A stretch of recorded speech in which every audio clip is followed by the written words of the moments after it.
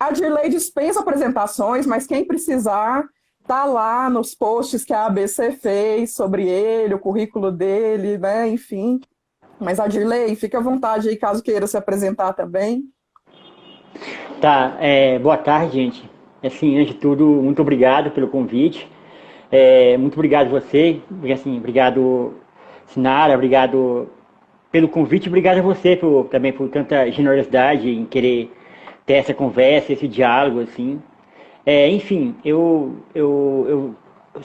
trabalho com cinema aqui, basicamente aqui no DF, né? A minha história quase toda é aqui, em Ceilândia. Todos os filmes que eu fiz, na verdade, foram em Ceilândia. E é isso assim, eu fiz alguns filmes, eu tenho alguns curtas, eu tenho 3 longas e estou agora em fase de de lançamento do quarto longa. Maravilha. Pois é, eu passei um final de semana anterior agora maravilhoso assistindo a todos os seus filmes. E aí fiquei pensando muito a respeito do papel do som, que afinal de contas é o assunto dessa conversa, né? Pelo menos o assunto principal. E Uhum. aí me parece que tem tudo a ver, sabe por quê? Porque a natureza do som é ocupar os espaços, que é justamente o que acontece no espaço urbano de Ceilândia. As pessoas ocupando esse espaço, né? E se apropriando de uma forma muito bonita, né? Orgulhoso de suas origens. Então, eu fiquei pensando nesse paralelo entre espaço urbano e espaço acústico. Então, nesse sentido, primeiro eu quero dizer que, apesar de professora, né, como a gente já tinha combinado antes, eu adoraria que a tia do Cuscuz da Feira de Ceilândia tivesse com o celular assistindo a essa live. Então, a linguagem que a gente vai usar, ou pelo menos tentar, é essa, tá? Então, um beijo para todo mundo de Ceilândia de novo. Então, pensando nesse paralelo entre espaço urbano e espaço acústico, eu gostaria de fazer uma primeira pergunta que é: quais os sons da Ceilândia? Qual é essa paisagem sonora? Tá. Então, eu acho assim, a cidade, como toda cidade urbana, periférica, tem essa coisa de misturas de som, né? É uma cidade sempre que onde as coisas acontecendo simultaneamente, assim, né? Então, eu acho que o que tem na Ceilândia é o que se tem, assim, eu acho, nesses espaços todos do Brasil, em que muito som na rua, muita competição de som, muita gente vendendo coisa nas ruas. Essa história do silêncio, vamos dizer assim, um silêncio quase que absoluto, assim, não existe silêncio absoluto, mas uma ideia de silêncio não existe, assim. Eu lembro que uma vez eu estava finalizando o Branco Sai, essa história é muito engraçada, assim, e aí eu ficava montando o Branco Sai na minha casa, que tinha uma parede, e a parede do lado era do vizinho, tinha um vizinho lá.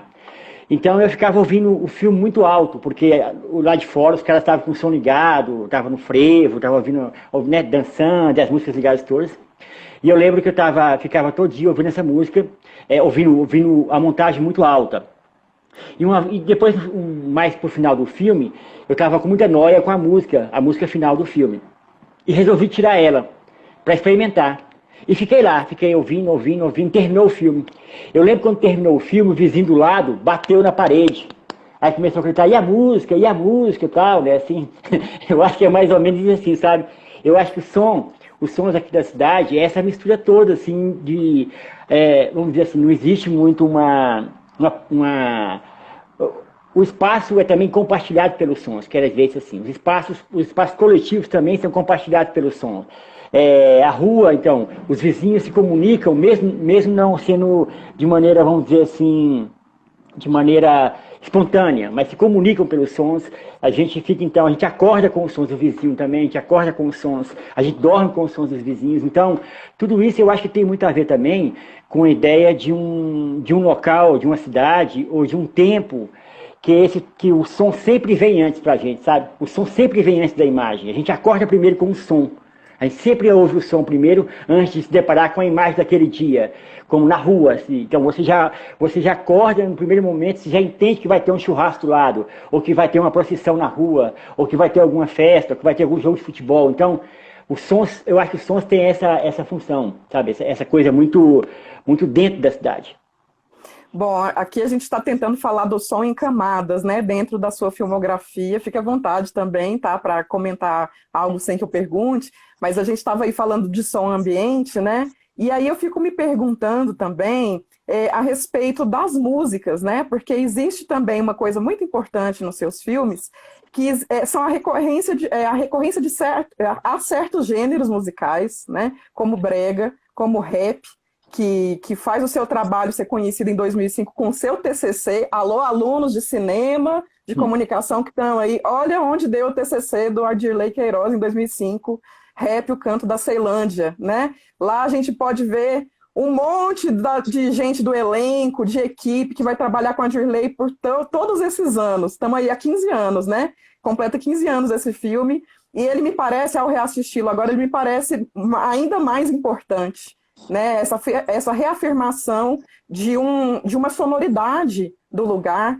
E uma coisa que me chama a atenção para falar de música, e eu jogo a bola para você, é que a música nos seus filmes, ela parece estar sempre em construção, ou pelo menos sempre em movimento. Então a gente vê o DJ Jamaica junto com o Marquinhos fazendo o rap, fazendo o jingle de A Cidade é Uma Só, fazendo a bomba sonora lá do Branco Sai Preto Fica, a galera no carro depois do futebol ouvindo um brega lá no Dias de Greve, que é o seu outro curta, né? Então conta um pouquinho pra gente da sua relação com a música, que é feita na Ceilândia, que é escutada, dançada, curtida, bebida na Ceilândia. Então, isso que você falou assim, eu acho que tem uma coisa que é muito forte assim na musicalidade da cidade também, que é isso, a Ceilândia é uma cidade do rap, vamos dizer assim, ela muito mais era no ano 2000, 2005, até 2010, né? Só fazendo um parênteses antes, você falou essa coisa do som, o técnico de som do rap, o diretor de som, que é o Francisco Krasmaia, ele trabalhou em todos os filmes que eu fiz até hoje. Todos os filmes que eu fiz, tem 15 anos que eu faço cinema, o Chicão está comigo há 15 anos, assim, eu acho que talvez seja o parceiro mais constante de trabalho, foi o técnico de som. Aliás, eu aprendi a fazer cinema com o Chicão, assim, depois a gente pode contar essa história. É o Chicão, na verdade, que me ensinou tanto essa história de montagem, ou essa relação, vamos dizer assim, mais pragmática com o som, foi o Francisco Krasmaia, assim, acho que foi as dicas que ele dava, ou as conversas que a gente tinha, que acho que foi o grande professor de som, foi o meu grande professor de entender o que é a ideia de som, foi o técnico de som do nosso filme, que era meu amigo de universidade, esses dois juntos, e aí a gente se formou junto, na verdade, apesar dele ser 12, 13 anos mais novo do que eu. Então, maravilha! Diga. A coisa da música, eu acho que tem muito a ver com isso, assim, o rap, na verdade então, quando eu fiz o primeiro filme, que era o Rap Canto da Ceilândia, o próprio nome já dizia, né, a ideia do canto, para mim, era muito mais uma ideia de território, não era nem a ideia da música, a princípio, assim, a ideia rap é uma história assim, rap, o território da Ceilândia, sabe, que tinha muito a ver com os textos que eu estava lendo na época, que era de um geógrafo chamado Milton Santos, que fala muito do espaço, dos territórios e tal.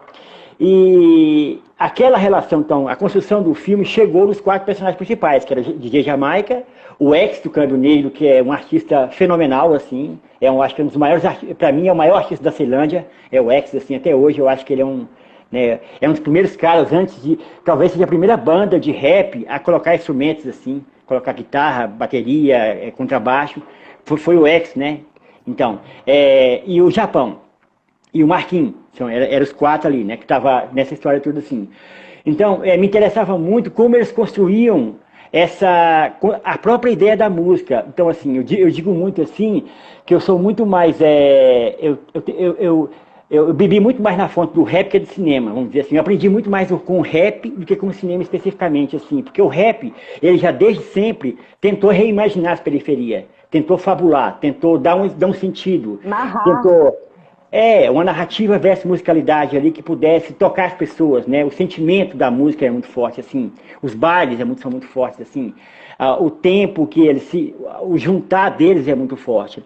Então, e o rap acaba sendo muito cinematográfico, né? Porque ele realmente evoca cenas com palavras, né? Acaba sendo realmente uma narrativa sonora, você vai imaginando aquelas situações, né? E o rap é muito performático, né? O cantor de rap, em geral, é muito performático. Então, ele já é um ator, vamos dizer assim. Ele tem ele tem essa habilidade para atuação também, sabe? Deixa eu arrumar esse celular aqui, que esse celular tá caindo aqui.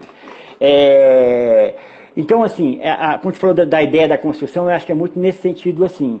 Então, assim, me interessava muito na época, eu falo em 2005, eu tinha um certo temor, assim, e olhava meio estranho, com uma apropriação também que já existia sobre o rap, né? Como o rap, como toda a cultura periférica, a música, o teatro, o cinema, a literatura, ela é rapidamente apropriada, vamos dizer assim. Os governos rapidamente se apropriam desse espaço, dessas pessoas, para usar como um mecanismo de populismo mesmo, vamos dizer assim, né? Como troca política, vamos dizer assim. Então era um momento que o rap chegava no nível em que ele estava na publicidade já, em que ele estava também em vários lugares. E me interessava muito a crueza que eu via do dia a dia, o cotidiano do rap. Como eles gravavam no fundo dos quintais, como era a condição financeira deles, como que as coisas eram difíceis de lidar. E isso era muito o cinema que a gente pensava. Então o cinema que a gente pensava também tinha essa história, tinha essa tentativa, essa utopia de uma relação com o popular. A gente tinha muita utopia com relação ao popular, a relação que o trabalhador poderia participar do cinema, que a gente podia construir uma cadeia de trabalho dentro do cinema que fosse também as pessoas próximas da gente, em que o cinema fosse imagético e também um ofício. As duas coisas para a gente interessavam muito. E o rap para mim era aquilo. Ele tinha essa grande fabulação e também tinha um ofício. Então, isso me interessava muito, as performances deles, assim. E a forma com que o rap narra a cidade, né? Porque o rap já faz a narrativa muito forte pelas palavras. Então, cada trecho de rap são narrativas incríveis, né? E o forró, eu curto forró, assim. O Telebar aqui perto da minha casa é o lugar de sempre, assim. Então, que era onde a gente bebe, fica doidão e dança. E a gente fica até de... Danço 10 horas da manhã, no meio da feira, a gente super dança. Justamente, então assim, o forró tinha muito... E o forró também é a mesma coisa, né? Que é muito incrível um pensamento disso hoje, em pensar como que essas duas musicalidades ocupam os espaços periféricos, como essas duas musicalidades representam lugares de migração, lugares territoriais, lugares espaciais, sim, relativamente diferentes. Vamos dizer assim, né, uma comunidade rapper que tradicionalmente é comunidade negra, comunidade parda, e você fica pensando como que o forró tem muito uma coisa do migrante paraense, do migrante nordestino. Então essas duas coisas sempre me tocaram muito, assim, essa relação com essas pessoas. E essa musicalidade, vamos dizer assim, esse escracho, vamos dizer assim, sabe? Essa ideia em que a gente podia escrachar também com as coisas, assim, no sentido em que o próprio escracho e a performance musical, a sonoridade, já era incômodo para várias coisas. E esse incômodo me interessava, assim. A mim me agrada muito essas músicas todas. Para mim é o que há de melhor, de bom gosto. Mas eu achava muito engraçado provocar as pessoas nessa ideia do gosto padrão, do gosto cultural, vamos dizer assim, né? Que existe um tal gosto musical cultural, né? Então, o que está em construção é nesse sentido, assim. Então, como a música também é essa coisa do ofício, e isso casa muito com a ideia do cinema, eu gosto muito dessa construção com os dois, assim. Lembrando que música, quando a gente fala de música, a gente está falando de um jeito, quando a gente está falando de canção, a gente está falando de um jeito de cantar. É inevitável falar do sotaque, né? E a gente não está falando de um gênero rap, né? Que é um gênero neutro, um gênero que não fala de um lugar, né? Então, existe um território implícito, existe aí um sotaque implícito, uma cultura toda implícita, um cotidiano todo muito complexo, né? Então, toda música vai envolver isso e todo som, inevitavelmente, se refere a um lugar, né? Então, muito legal você trazer essa outra camada musical, falar de como ela vai te envolver a ponto de apontar estéticas possíveis para o seu cinema, né? E aí uma palavra que eu vou pegar do que você acabou de dizer aí, que é incômodo, né? Muita gente, para falar de uma outra camada sonora, muita gente acredita que o ruído é um som incômodo. E aí é muito interessante, né, como a presença de uma classe pobre, né, preta, incomoda, como a simples presença de uma pessoa preta no plano piloto incomoda, né? Assim como um ruído que é tido leigamente como um som indesejável também pode incomodar. E aí é incrível como você transforma isso em som. Fica muito claro para mim, por exemplo, né? Quando o Marquinhos está lá em Branco Sai Preto Fica nos seus trajetos de elevador, aquela meio que esteira que ele usa até chegar no lugar onde ele fica ali, né? No estúdio dele. isso não dura menos, né? Então, assim, você tem um trajeto longo de sons estridentes, de sons ao mesmo tempo muito incômodos para um ouvido que está escutando música de rádio, que tá no seu silêncio de yoga, entendeu? Então, assim, você faz durar aquele ruído e faz todo sentido, né? Então, eu queria que você pudesse falar um pouquinho para a gente do papel do ruído nos seus filmes. Certo. Então, olha só.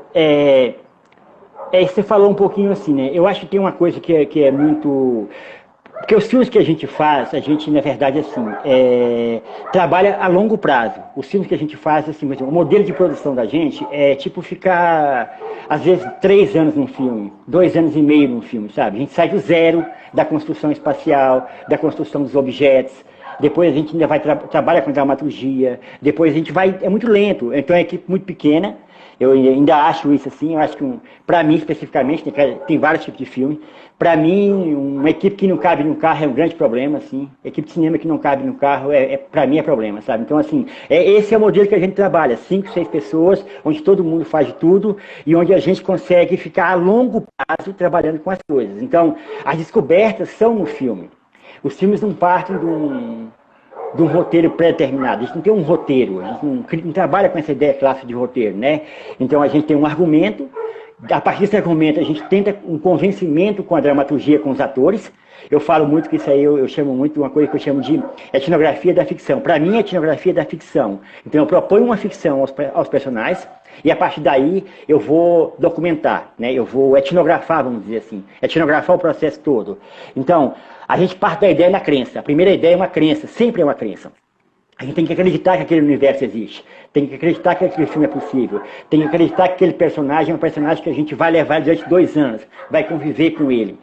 E daí a gente trabalha, como você falou, com tudo que está envolto é o filme. Então, se a gente faz um elevador igual o elevador do Marquinho, a gente faz o elevador, constrói o elevador, mas começa a projetar também um mecanismo em que o som anuncia o elevador, em que o som é uma narrativa da cidade. É um eco de toda a memória dele. Porque eu acho que tanto o som da escada rolante, quanto o som do elevador, que são ruídos muito pesados, é também um eco da memória dele. É aquele, para não esquecer a memória dele, para não esquecer o que aquele processo político, aquele processo cruel que existiu violência policial, violento, né? sobre esses corpos, estava ali. Então, assim, tem um quê de claustrofobia, um quê de uma questão de meia agonia, e a partir dali ele vai se libertar daquilo, ele vai conviver com aquilo, vai transformar aquilo em seu favor, na sua memória, e se libertar daquilo. Então, a ideia dos ruídos é presente sempre, assim, como exemplo. A gente não faz filme. Se a gente está fazendo um filme e tem uma festa do lado, a festa é no filme, sabe? A gente tem que se virar, a gente muda toda a narrativa da dramaturgia, ou muda toda a história para que a festa seja um tema. De repente, um dos personagens fala, pô, hoje essa festa vai se alongar até mais tarde. Aí a outra, pois é, a gente foi lá e vamos lá comer uma coisa. A gente cria alguma relação com o som que tá lá. Porque pra gente é muito estranho assim, né? Não dá pra gente, no domingo, pedir a pessoa baixar o som, né? Não dá, a gente tá filmando no meio de uma quebrada, que as pessoas estão curtindo pra caralho, todo mundo doidão, se divertindo, que é o dia que eles possam se divertir. Então a gente que tá intrometendo com o processo deles. Então, ou a gente espera se a gente quer silêncio total, até 5 da manhã, 4 da manhã, ou a gente grava nos ruídos. Então os ruídos, eles são automaticamente assimilados ao filme. Esse som direto dos ruídos, ele também é o próprio som dos filmes, assim. Essa estranheza desses ruídos, assim. E eu acho também que o ruído é uma coisa muito, muito, assim, se a gente pensar assim, a própria construção da cidade de Ceilândia, ela é ruidosa. Aqui se chega com caminhões, quem não conhece a história da Ceilândia, né, que é aquela história da campanha de erradicação de invasões, né? Então era um local que habitava ali o plano piloto, cerca de 100 mil pessoas. Depois que Brasília foi construída, se houve um processo de asepsia. Se pegam essas pessoas e jogam elas 40 quilômetros de terra dentro. Então as pessoas são caminhões, são barracos sendo montados, as narrativas da memória assim, são que as pessoas ficavam, os primeiros anos da Ceilândia, o que se ouvia era prego e tábua e martelo, o dia inteiro, prego, tábua e martelo, depois música, depois os primeiros os rádios, jogos de futebol. Então esses ruídos é a própria camada da cidade. Esses ruídos constroem a própria cidade, entendeu? E, de novo, esses ruídos, para mim, é quase que uma previsão do futuro. A gente entende os humores da cidade, entende se essas pessoas estão empregadas ou desempregadas, se elas estão em casa, se elas não estão em casa, entende até essa possibilidade emocional, do luto, dos casamentos, de tudo, da alegria. Esse som vem sempre primeiro, e é um som ruidoso, porque é um som competitivo. Todos estão competindo pelo som.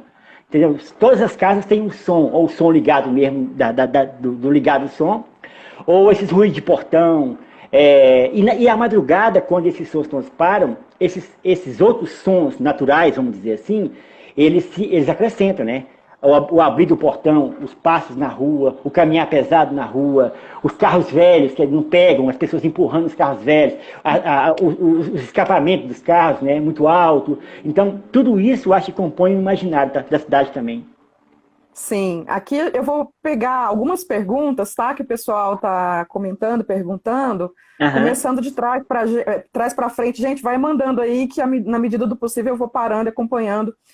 O Francis Gonf vai perguntar a respeito da música, como manter a identidade sonora, né, cultural de um lugar através do cinema, né?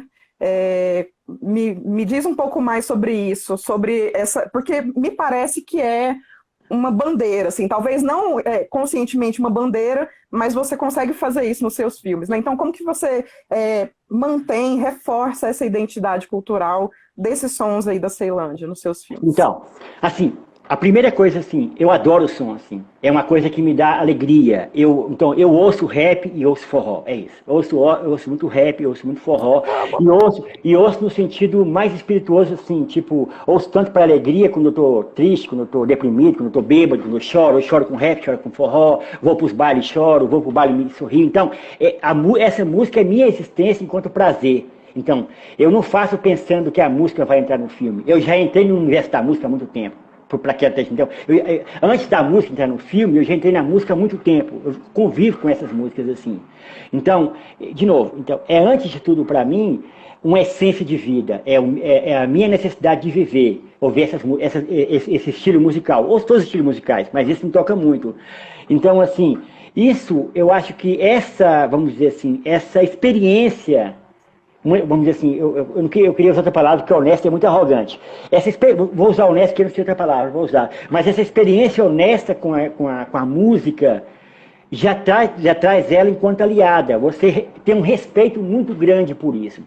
E o respeito que você tem pela música ou pelos sons da cidade é uma forma de você preservar culturalmente esse som da cidade.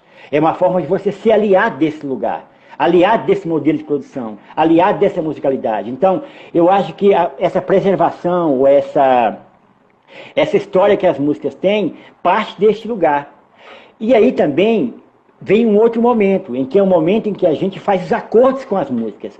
Então, assim, eu conheço os caras, conheço todo mundo, quem faz os filmes comigo. Então, eles são, acima de tudo, meus amigos. Antes de eu chamar eles para trabalhar no meu filme, eu bebo muito com eles, eu saio muito com eles, a gente faz muita...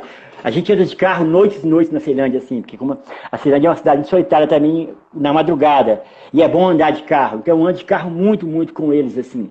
E a gente vai em silêncio pensando nas coisas, ou em silêncio conversando, sabe? São silêncios enormes também. A periferia também tem silêncios enormes, assim, o silêncio das esquinas, né? O silêncio dos empregados. A época do desemprego é muito triste, que é muito silencioso, que a gente tem sempre aquela coisa de tensão, de sentar, do peso, enfim. Então, a música tem a ver com isso, a música tem a ver com a própria história da cidade. Então, o que me preocupa muito é quando, como exemplo, você trabalha com esses corpos, trabalha com esses espaços e você tira a sonoridade desse espaço, tira a música desse espaço. Então, o som para mim, é tão ou mais importante do que a ideia da imagem, assim. O som, para mim, é muito mais revelador no cinema, assim, sabe? No sentido assim, hoje em dia, a minha reflexão nos filmes que eu faço, que eu monto, ou que eu estou produzindo, é muito mais nessa ideia de som. De onde vem esse som? Qual é a fonte desse som? Qual é a memória que esse som pode ter? Então, a música é essa memória. A preservação é este lugar.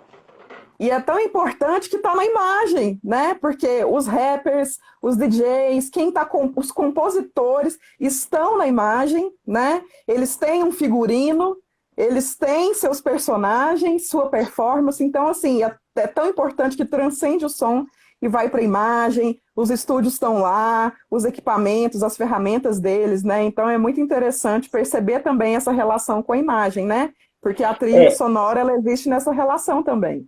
Agora, essa coisa, como está aqui que apareceu a pergunta aqui, né? Como manter sua identidade cultural, né? Assim, eu acho que a identidade cultural de qualquer música, ela é como tudo, assim, ela é fruto do seu tempo, assim, né? A própria música é muito maior do que qualquer possibilidade de, vamos dizer assim, de orientação sobre ela. A própria construção da música já é muito mais do que isso, assim, né? Ela já nasce antes, inclusive, assim. Então, essa preservação dessa identidade cultural, eu não saberia dizer assim, no sentido de tal. Ela não é estática, né? Ela tem uma dinâmica. As músicas são dinâmicas. E no caso da canção, ainda tem um agravante maravilhoso, que é você tirar as palavras do cotidiano e dar a elas um outro ritmo, dar a elas melodia, de modo que elas permanecem, elas persistem na memória. Né? Então, nesse sentido também, né, como diria o José Miguel Wisnik, vai haver essa construção de identidade, né, de cada lugar a partir das canções também, porque com uma musicalidade colocada na palavra, a gente vai começar a cantar, isso vai pegar em algum momento, né, e as pessoas vão gostar, e vão dançar, e vão reagir, né, então vai persistindo na memória.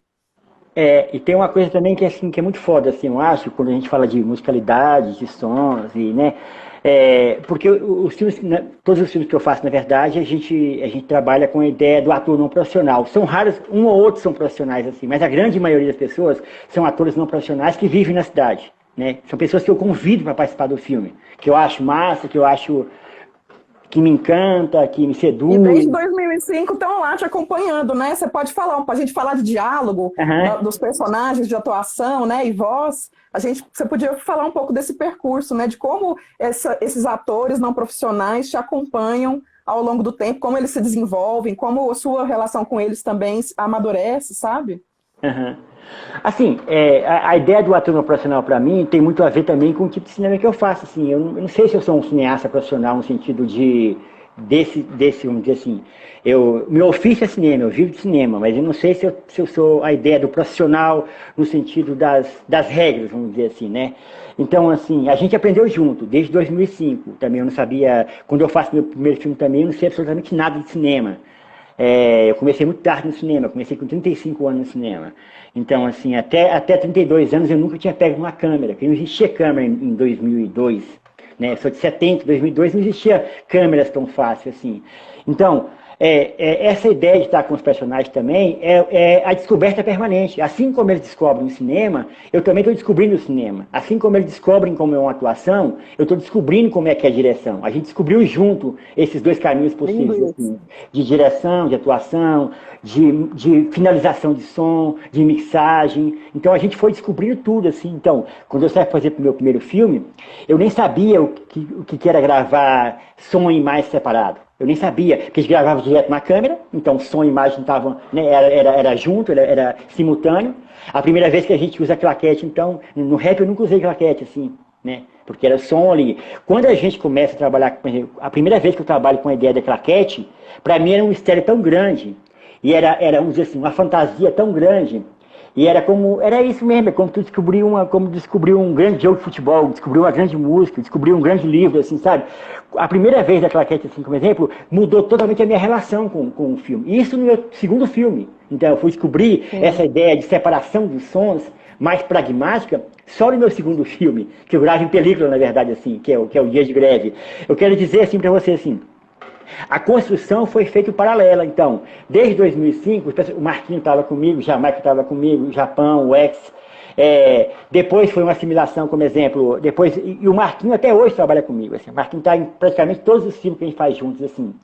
Porque além de, para mim, o Marquinhos, para mim especificamente, o Marquinhos é um dos maiores atores brasileiros, assim. De uma performance.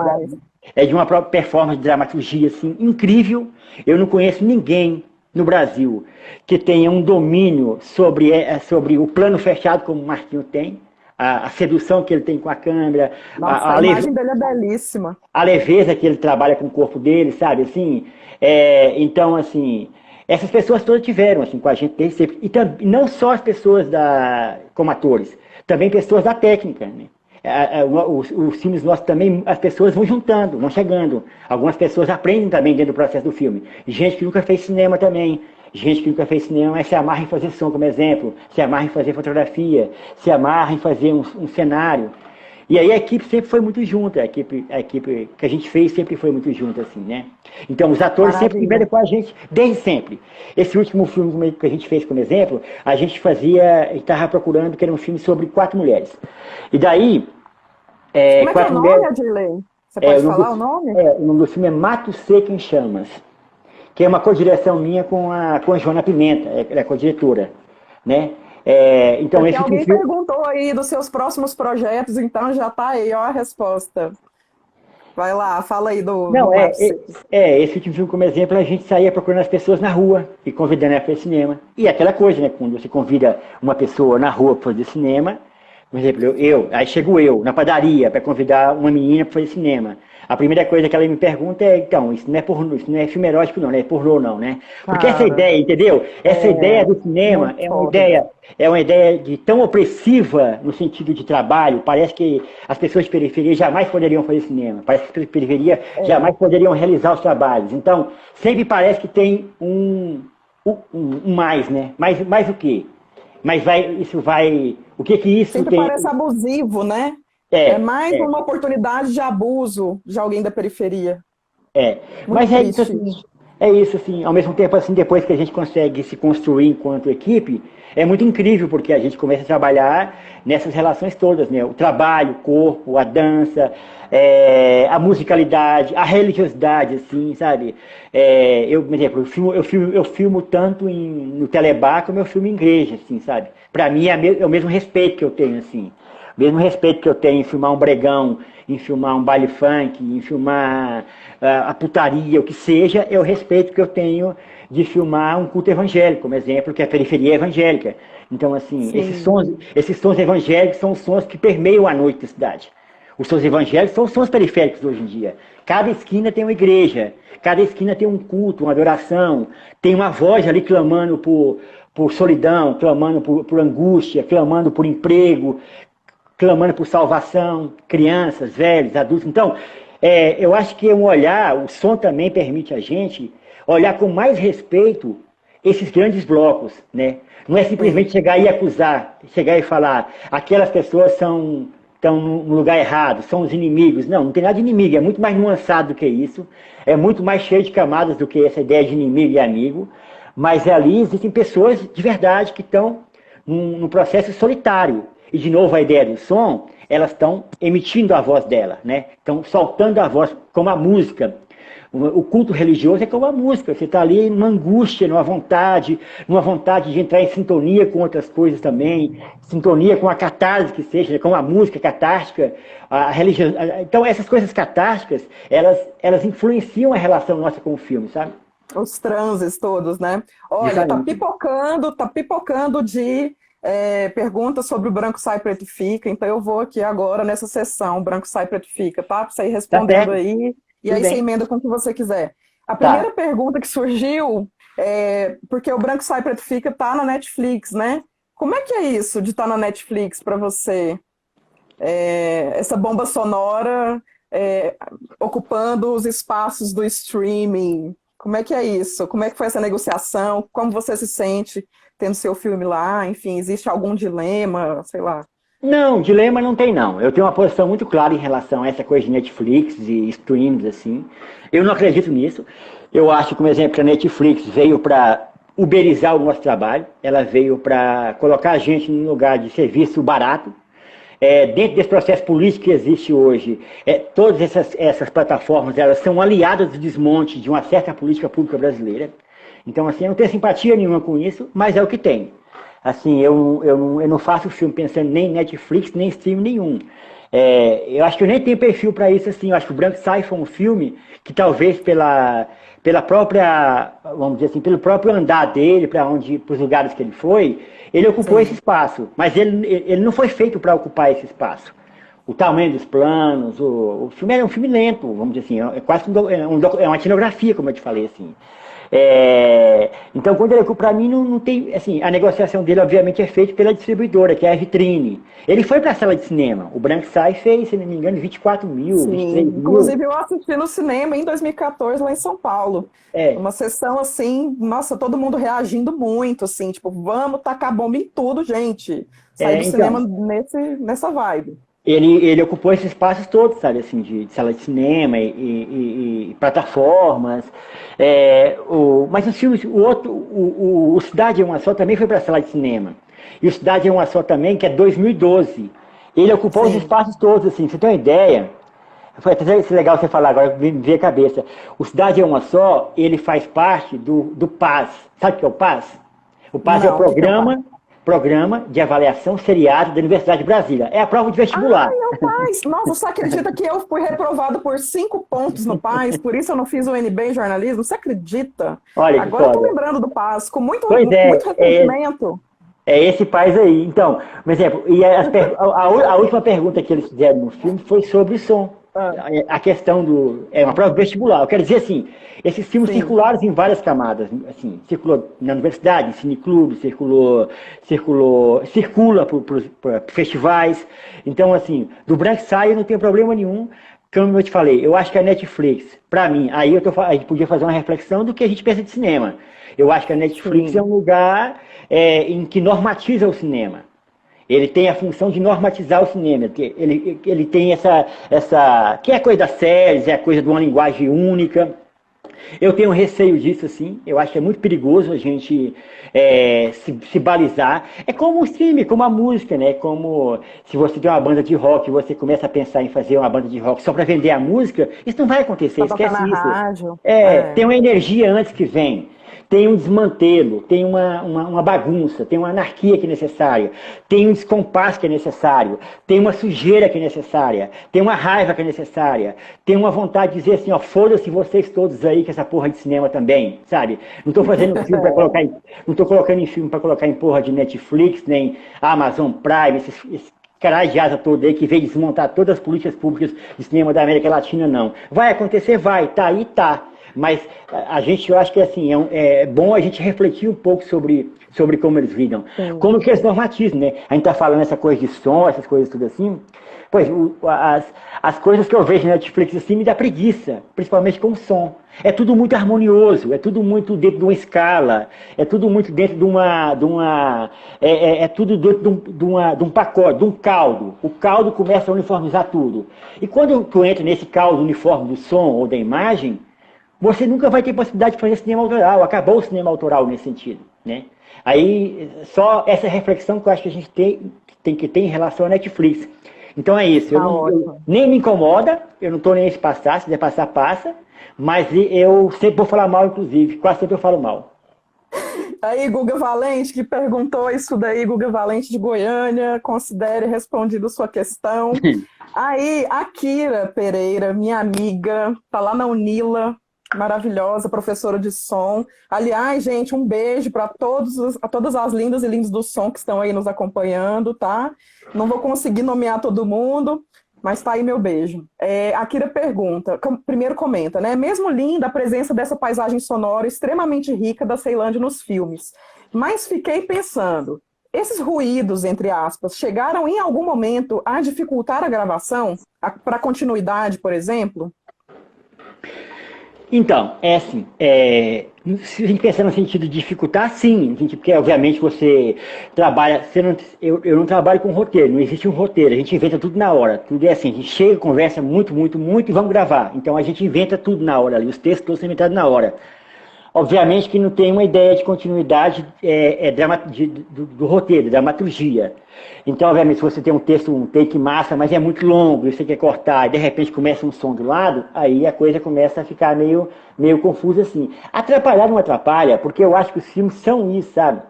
Eu acho também que é assim, é, é, eu acredito muito nessas coisas assim, sabe? Eu penso que a gente consegue fragmentar o tempo presente para um tempo futuro. Eu acho que a gente consegue fazer isso. A gente consegue visualizar o futuro.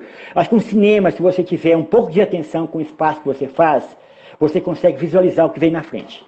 Eu estou falando tanto de forma pragmática.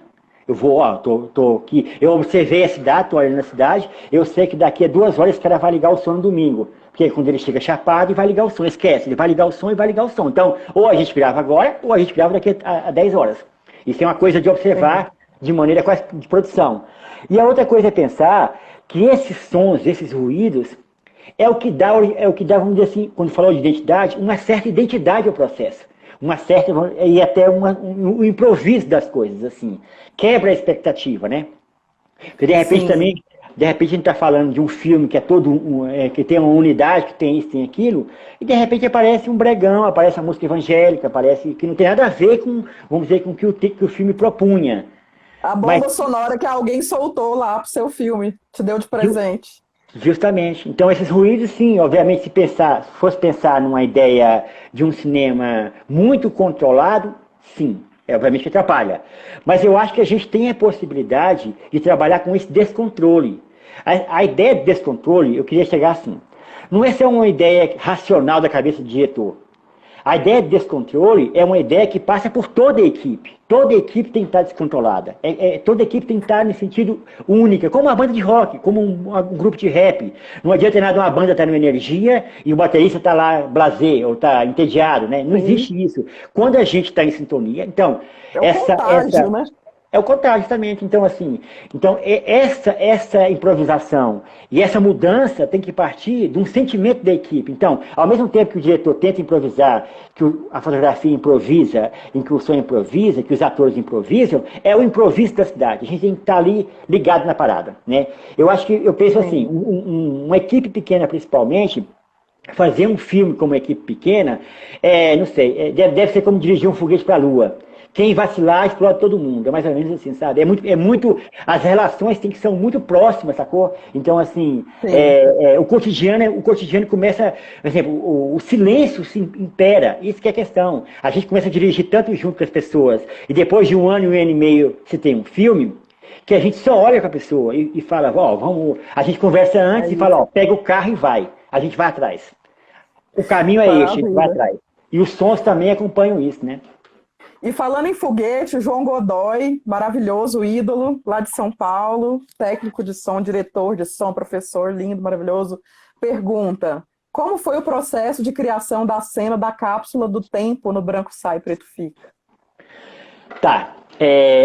Assim, tem uma pessoa que trabalha com a gente, chama Denise Vieira, uma diretora de arte incrível. Assim, ela está em todos os filmes também. É minha vizinha, mora aqui do lado. Ela é maravilhosa, assim, né? A formação dela é arquitetura, ela é formada na Universidade Brasileira de Arquitetura.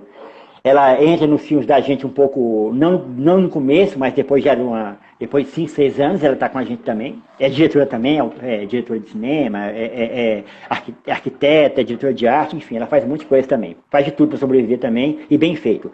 Então, quando a gente começou a pensar nessa coisa da máquina do tempo, ficava na cabeça da gente assim, a gente tinha que ter algo que teria que ter mobilidade, uma mínima mobilidade. Então, a gente testou algumas coisas. E a coisa de ter um container é a coisa mais objetiva que tinha, porque o container é muito leve.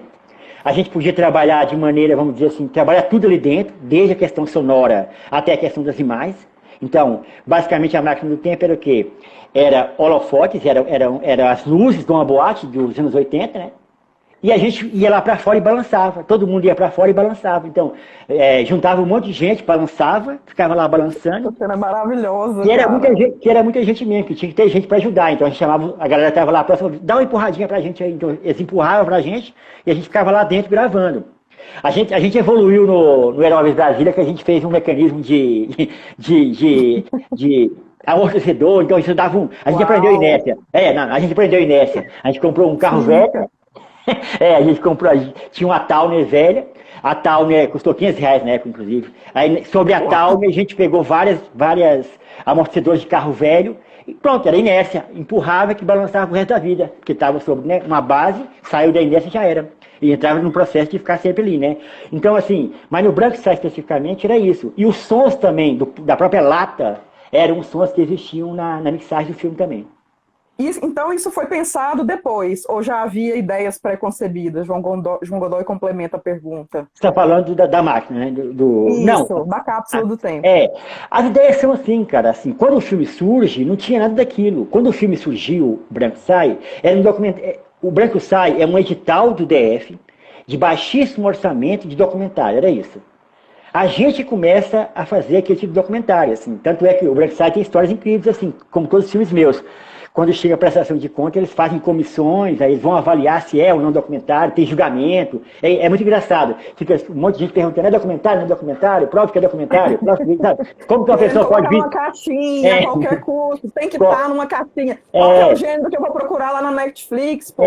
Avisa a gente. Né? Tipo assim, falava assim, como é que um cara pode vir do futuro e é documentário? Eu falei, não, mas é documentário, a pessoa veio do futuro porque ele acha que é do futuro e tal. Assim, sabe, vira uma noia onde ninguém entende realmente onde quer chegar, mas todo, assim, o sentimento do filme está lá. Então, a coisa da ideia pré-concebida do espaço, da nave, é assim, sim, no Branco Sai, se a gente fosse falar de maneira pragmática assim, a gente trabalhou com 4 cenários. A gente tinha a casa do Marquinhos, que foi toda construída do zero, aquilo não existia, nada daquilo existe enquanto natural.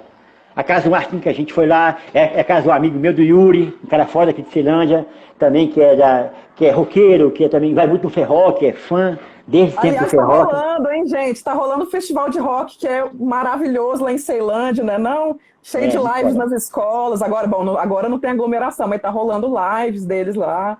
E realmente uma galera também muito atuante, como vocês do cinema, a galera da música também muito atuante. Um beijo para todo mundo lá. Mas era assim, então, assim, tinham 4 cenários. E a nave, essa ideia da nave espacial, ou da cápsula do tempo, era uma dessas nosso investimento. A gente fez 4 investimentos com dinheiro digital, que era isso. Vamos fazer 4 cenários, e a gente vai ficar trabalhando durante 2 anos. Então, a gente ficou 2 anos nesse cenário, 2 anos. Porque eram 4 pessoas. Então, a gente ficou 2 anos construindo tudo, do zero. Então, o serralheiro do filme, a gente, por exemplo, quando a gente constrói, não é bem a pergunta, mas quando a gente constrói aquele elevador, por exemplo, do elevador do filme, a gente entrou em contato com o pessoal que era da engenharia mecânica do UNB, da mecatrônica.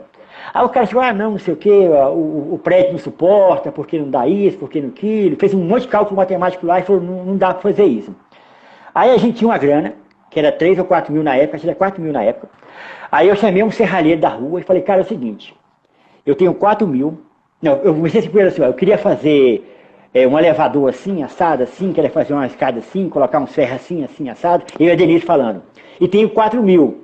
Aí o cara olhou pra mim assim e falou assim, é agora, a gente faz agora, vamos começar agora. Então assim, é muito também nessa coisa desses improvisos. Então, o container era um aluguel baratíssimo, você aluga um container por vários tempos, era já, vamos dizer assim, um cenário pronto, que era só colocar ele, só tinha que ter um lugar para colocar ele, colocava ele e pronto.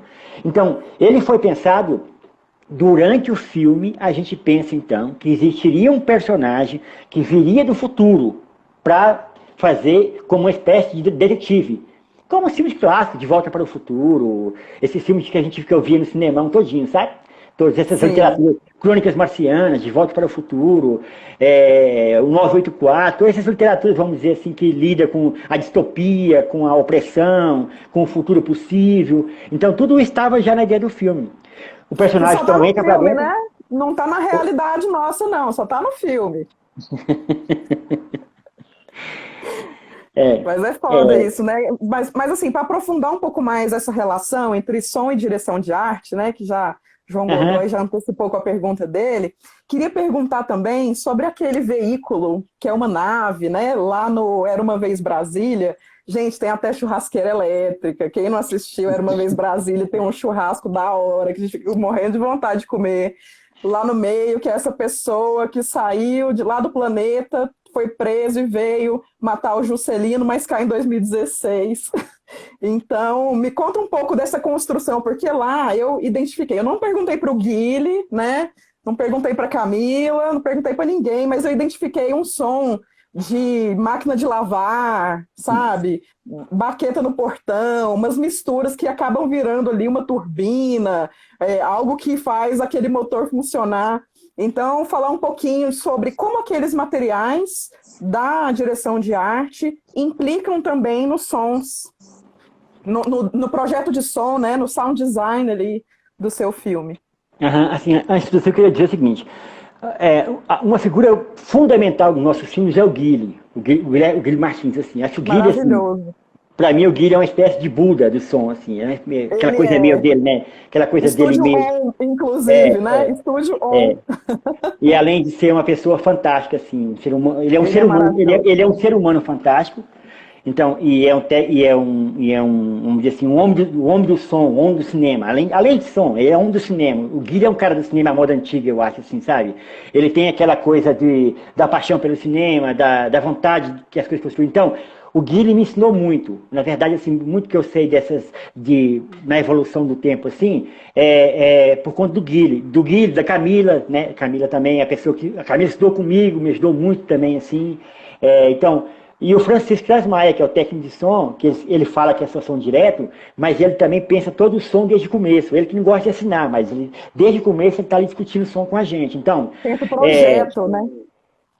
Se eu te respondesse de maneira direta em relação é isso mesmo. A gente queria construir um motor dentro da nave espacial, né? E os sons. Que som seria esse, assim? Aquele objeto, especificamente, que está lá, é uma britadeira, aquela britadeira de obra. A gente alugou, essa história, a gente fez um recorte, colocou a britadeira lá, colocou luzinha de LED de 3, 4 reais, que a gente compra na feira, e pôs a britadeira para rodar.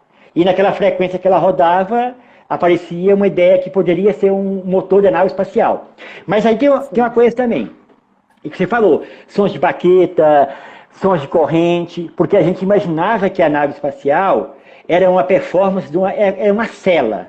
Na nossa cabeça de concepção, era um presidiário. O filme era sobre o presidiário. Um presidiário que está, presidiário do tempo, do espaço e presidiário da política, encarcerados da política. Então toda a ideia sonora teria que partir de uma cadeia, de como que é sons de chave, sons de... A gente falava assim, tem que ter um cachorro intergaláctico, porque um cachorro que late noturno, que viaja pelo tempo, que tem olhos grandes, bugalhados e um som estridente. E aí eram essas coisas que a gente ficava imaginando. Só que não era uma vez assim, esse especificamente, quando a gente faz aquele objeto de arte para trabalhar com som, que você falou, aquilo pra gente foi como um carro de Fórmula 1. A gente ficou 8 meses, se eu não me engano, adaptando a tudo. Como exemplo, a gente comprou aqui perto da minha casa também, uma carroceria de tal, estava parada, que eu sempre passava via ela, que era azul, que tinha uma cor muito bonita, assim, eu gostava da textura dela. Aí eu falei, Denise, tem uma carroceria assim, assim, vem ver. Ela foi ver, compramos essa carroceria. A gente foi para uma oficina de desmanche de carro roubado. Aí a gente foi alugou metade da oficina para trabalhar à noite, fez ela no estúdio.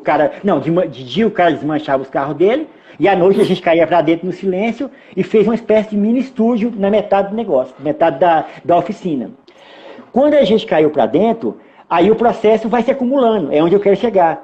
Ao mesmo tempo que a Denise preparava o equipamento, a Joana, que era a diretora de fotografia, aliás, ela ganhou a melhor fotografia acho que é a primeira mulher que ganha a melhor fotografia no Festival de Cinema de Brasília, a primeira vez que isso existiu, durante todo o tempo do festival. Incrível. A Joana ganhou com ela uma vez na fotografia. Então, entre a Joana, a Denise, o Francisco com o som, e vamos dizer assim, o ator, que era o Elton Abreu, e eu.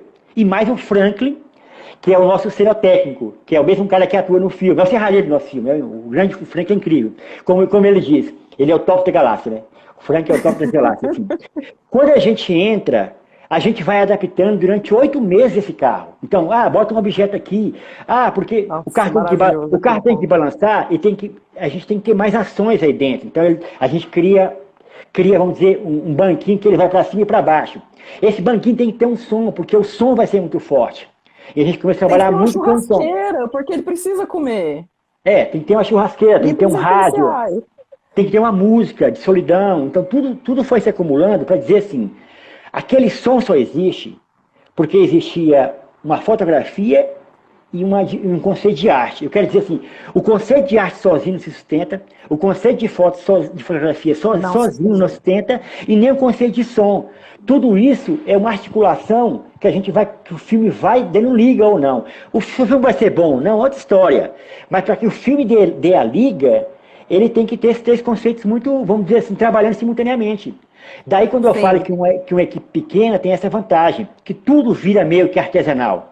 Tudo vira meio que a pessoa cai para dentro, fica ali horas e horas pensando onde vai botar a câmera. Então, por exemplo, muito daquela potencialidade da arte é feita através da câmera da Joana, porque onde ela enquadra, a sensibilidade que ela tem, porque ela é uma pessoa que vem da etnografia, a sensibilidade etnográfica que ela tem, da paciência do plano, do tempo do plano. E só é possível ela fazer isso porque a Denise construiu uma puta arte, uma arte incrível, um carro incrível. E só é possível fazer isso tudo porque o Chicão estava lá botando um microfonezinho de um lado, botando um somzinho do outro, botando um lapelazinho perto da roda, botando um lapela perto do ventiladorzinho desses de carro, Sim. sabe? Que ele Todas fica ali as fazendo... áreas se complementando, né? E quando o Guilherme chega, já tem essa história construída, vamos dizer assim, a gente conversa sobre isso e ele também começa a pirar nas histórias dele. Ele tem toda a liberdade para pirar, para apresentar o que ele acha sobre isso. Então, quer dizer assim, são camadas e camadas sobre camadas. É como um quadro mesmo, assim. E essa liberdade, vamos dizer assim, porque essa pergunta é muito interessante assim, porque é o conceito de arte que vai dar, do nosso estilo especificamente, que vai dar o tom do som. Não, então, aí eu vou falar contigo, eu não estou vendo aqui. Não, era isso que estava falando assim, eu acho que tem muito a ver com deixa eu só olhar. Ixi, vou ter que convidar ele de novo. Oi, gente, vão entrando aí. Vamos aqui. Eu acho que o Zé do Bigode não coube no carro, porque toda a equipe tem que caber num carro, né? Segundo ele, para o filme dar certo. Voltei aí ou não? Tá voltando, tá carregando. Tô te ouvindo, mas não tô te vendo. Não tem, não sei se eu fiz alguma porcaria aqui e tirei a imagem, não sei o que eu fiz, não sei mexer com esse negócio. Deixa eu tentar de novo, então, pode ser? Tá, talvez seja eu. Tá, tenta aí, por favor, então. Vamos lá. Eu tento, peraí. Tá. Remover. Vamos lá de novo.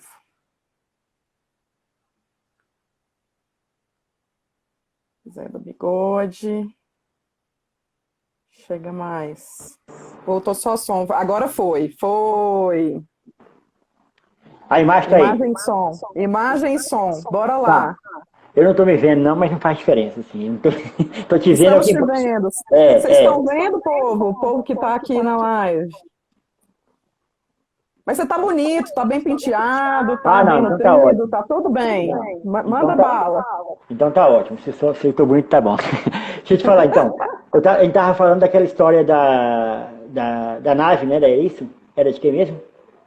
Estava falando da Denise, né? Da construção lá daquela nave, lá no Era Uma Vez Brasília, e da relação com toda a questão sonora, né? Do Chicão, do Guilherme, da Camila. Estava falando de como eles contribuíram e colaboraram com as outras equipes, né?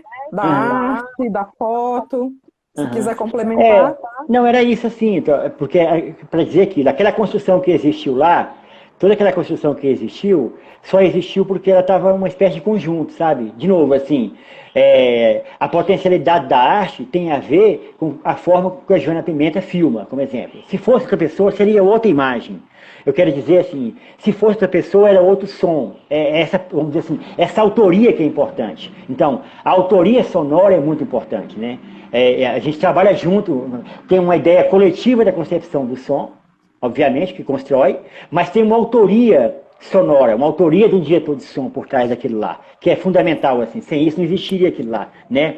Então, para mim, assim, é muito importante esses 4 elementos, assim, dos filmes que eu faço, que é direção, fotografia, direção de arte, porque apesar de ter muito a ideia documental, trabalhar muito com arte, e som, a ideia do som, né? São 4, e produção. Esses 5 pilares, assim, constroem o filme como 5 pessoas constroem. Então, tem muito a ver com isso. A ideia sonora tem muito a ver com isso. A ideia sonora tem a ver com essa forma que a gente filma também. Sim, inclusive uma coisa também, para falar de uma outra camada, né? Antes que você entrasse, nós tá... Agora parou, Kira, de repetir? Nossa, não parou, não. Bom, vamos lá. Paciência. Então, uma outra camada são sons de arquivo. Você usa muito numa cidade é uma só, você usa no Branco Sai, você usa em alguns dos seus filmes, né? E eu queria que você falasse um pouquinho como é que você faz essa pesquisa desses sons de arquivo, Tá. se você reúne com a equipe de som, se é uma pesquisa que você encabeça e depois passa para eles. Sabe, eu acho muito assim, né? Eu acho que essa ideia, assim, o que a gente busca é que a cidade fale. A cidade tem que falar. É como se a gente vai atrás do grito da cidade, né? O som é o grito da cidade. Então, achar o som do filme é fazer com que a cidade fale. Materializar, vamos dizer assim, né? Essa potencialidade dela, assim. Esse material de arquivo, na verdade, assim, eu procuro ele sempre, assim, porque a minha pesquisa sempre parte de uma pesquisa documental. Eu sempre parto, assim, de uma ideia de uma memória realista, vamos dizer assim, do que existiu, de uma história, vamos dizer assim, né? Então, essa pesquisa parte muito daí. Na Cidade é Uma Só, era isso, envolvido com a música, tinha musicalidade novo, né? Tudo parte, então, de um jingle que aconteceu num certo ano, tal, que era essa história do jingle era muito pouco conhecida até na própria Ceilândia. Eu lembro que eu vi essa história do jingle na Finlândia, que é do grupo da Nancy. A Nancy é uma musicista incrível, assim, da cidade, que é mais uma linha de MPB.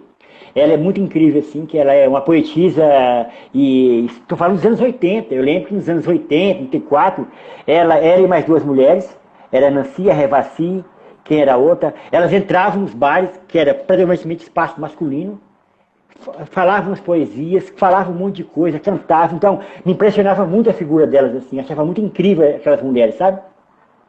E aí, fiquei amigo da Nancy e ela me contou essa história. Me contou que ela, quando era jovem, fez parte de uma campanha publicitária para trazer a Ceilândia. Essa história eu nunca tinha ouvido falar.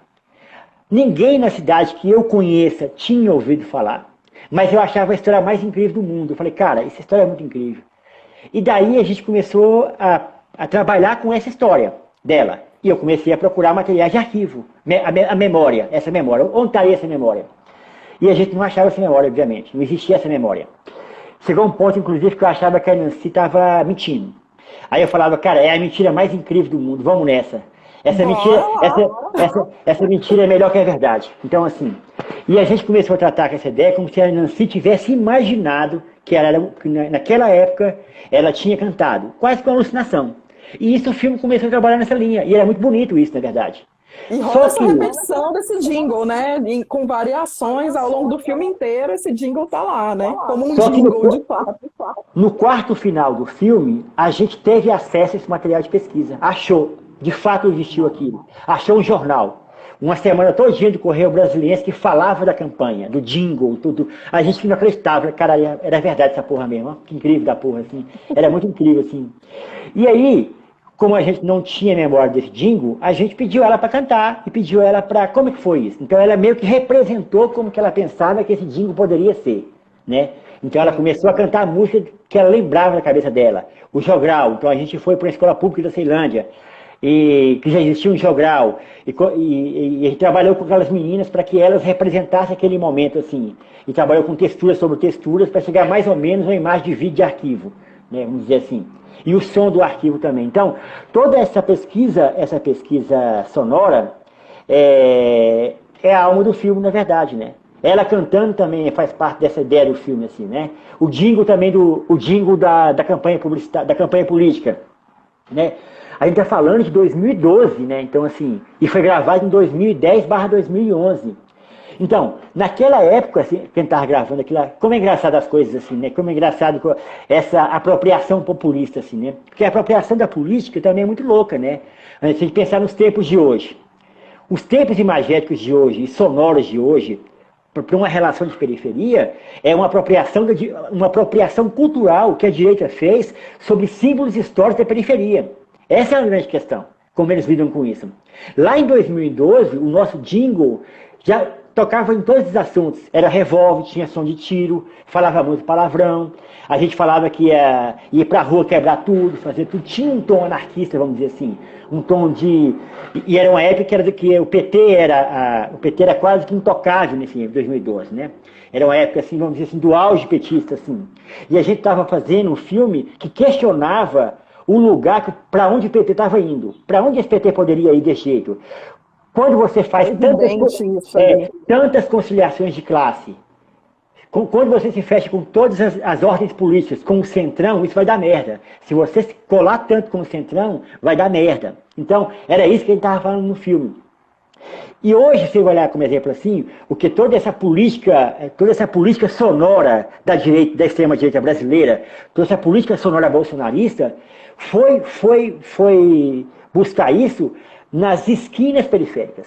Essa é a coisa mais incrível, assim. Eles sacaram muito isso. Isso que a gente está falando bem assim. O som da cidade é o som evangélico também. É o som das várias igrejas que existem.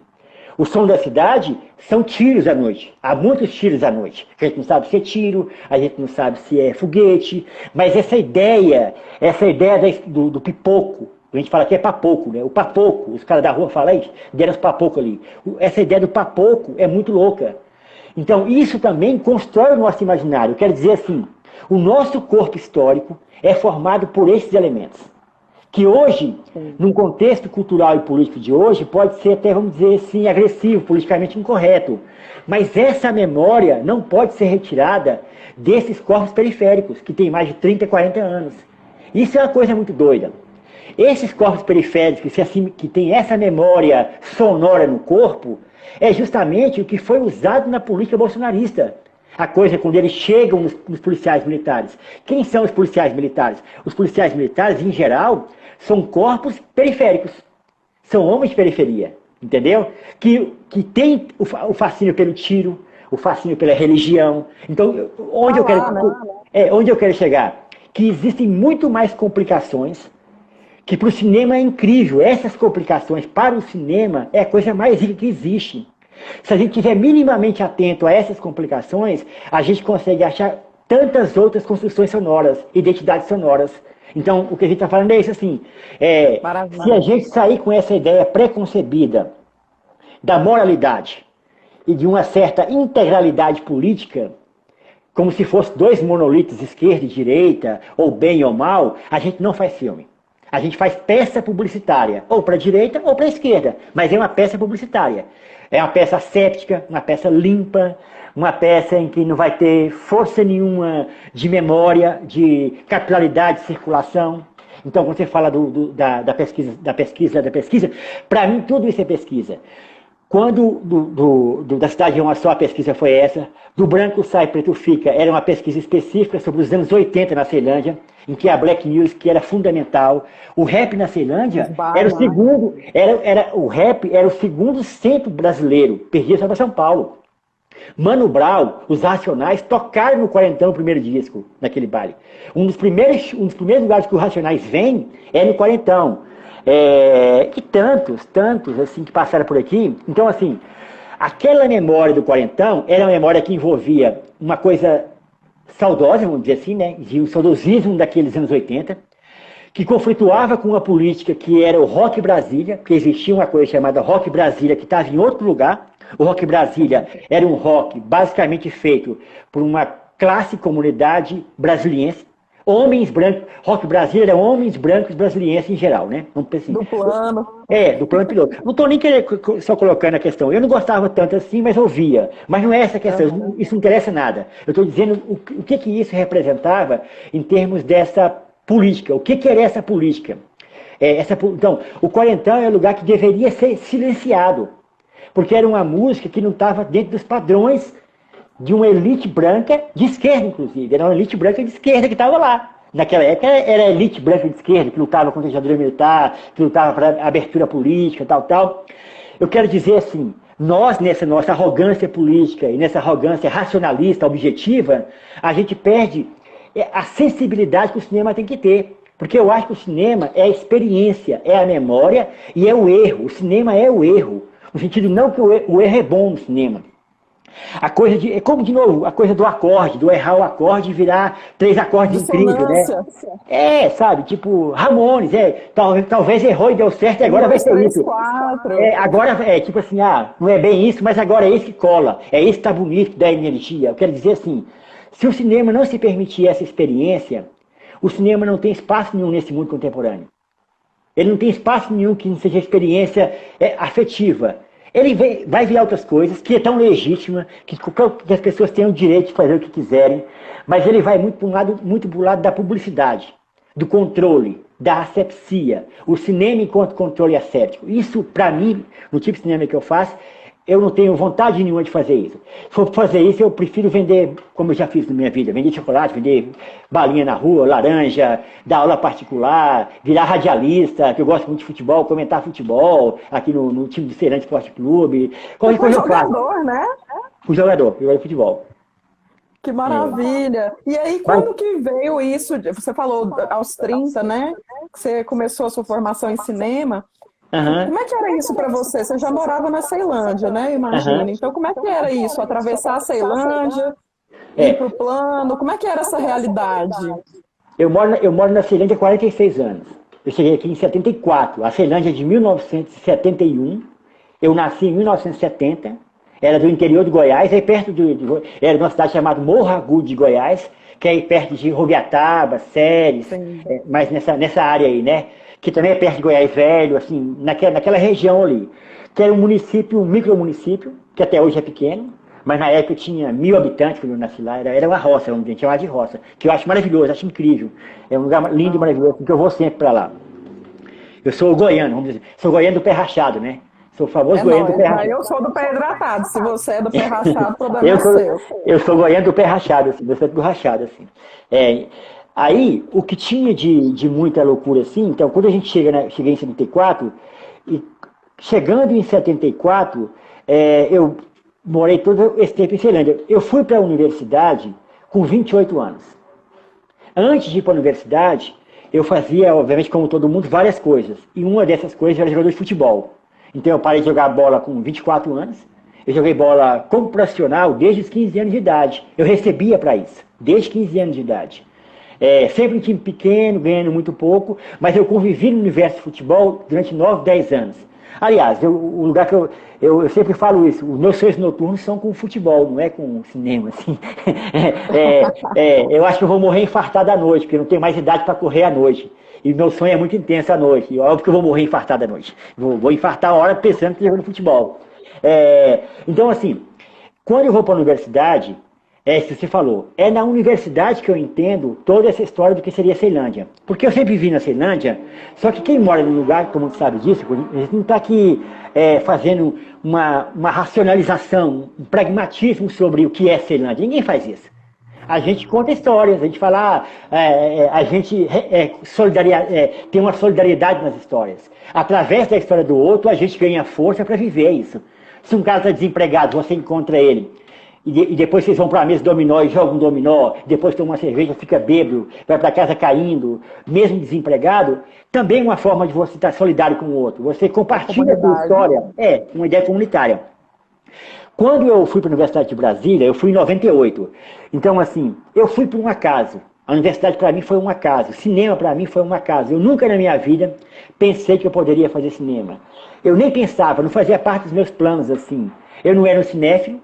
A minha relação com o cinema era isso. Mad Max, eram os grandes filmes que eu via, assim. Mad Max, eu via Blade Runner, eu via Rambo, eu via Apocalipse Now, nesses circuitos de sala que existiam.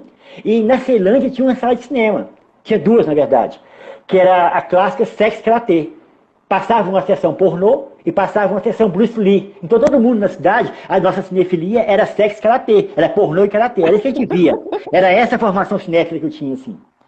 Quando eu vou para a universidade, que é em 98, eu tinha, falei, tinha acabado de jogar futebol, falei, cara, eu vou entrar na universidade, eu não sei onde eu vou entrar, eu tô a fim de entrar, eu tô a fim de conhecer esse mundo. E aí eu falei assim, antes de entrar nesse mundo assim, eu fui na UNB um ano antes, e me impressionou muito ir na UNB, sem ser estudante. Eu fui naquele CESP, tinha um lugar chamado CESP, que era para fazer concurso público. Sim. Eu fui para lá, para fazer inscrição no concurso público, que era da Secretaria de Saúde de Brasília, porque depois eu fiquei durante 13 anos trabalhando na Secretaria de Saúde de Brasília. Quando eu fui lá, me encantou muito passar 10 horas da manhã e ver todo mundo fumando, conversando, tomando um sol. Eu falei, caralho, isso aqui é muito doido, isso aqui é muito massa, eu quero vir pra cá. Eu quero curtir essa parada também. E eu fiquei com aquilo na cabeça, encucado com aquilo. Qual curso eu faria? Na minha cabeça, assim, de jogador de futebol, me impressionava muito a ideia da jornalista. Tinha uma coisa muito erótica no mundo. O universo do futebol é muito erótico. Em todos os sentidos. Vestiário é muito erótico, você imagina. Vestiário só tem coisa erótica. Vestiário é o universo, todo mundo está pelado, todo mundo está se tocando, se encosta. Eu digo assim, se a gente pensa que futebol é punk, é porque não conhece vestiário de futebol de time pequeno, segunda divisão. Aí você vai ver que é punk. Então, essa ideia do cinema, eu falei, eu quero fazer comunicação, porque na minha cabeça tinha essa ideia da jornalista, eu quero fazer comunicação. Era só uma coisa assim, não era nada de cinema. Quando eu fui entrar no curso de comunicação, existiam 3 recortes no Brasília. Jornalismo, o maior, publicidade, e o cinema era o corte mais baixo que existia. Eu falei, eu vou fazer para o cinema, que é o corte mais baixo. E eu passei no curso de cinema, que eram 10 vagas só. Era um curso anual para 10 vagas. E pronto, eu entrei no curso de cinema, ao acaso, sem saber o que estava acontecendo. Quando eu entrei no curso de cinema... Você veio assim, caído de uma máquina do tempo, talvez? Será? Caí ao acaso lá. Só que para eu chegar na UNB, a aula era 8h30, eu tinha que sair de casa às 6 horas da manhã. Porque o garrafamento era muito grande. Que pegava um ônibus chamado 339, que era PSU, era o PSU UNB. E me impressionava muito, uma coisa que sempre me impressionou muito era assim.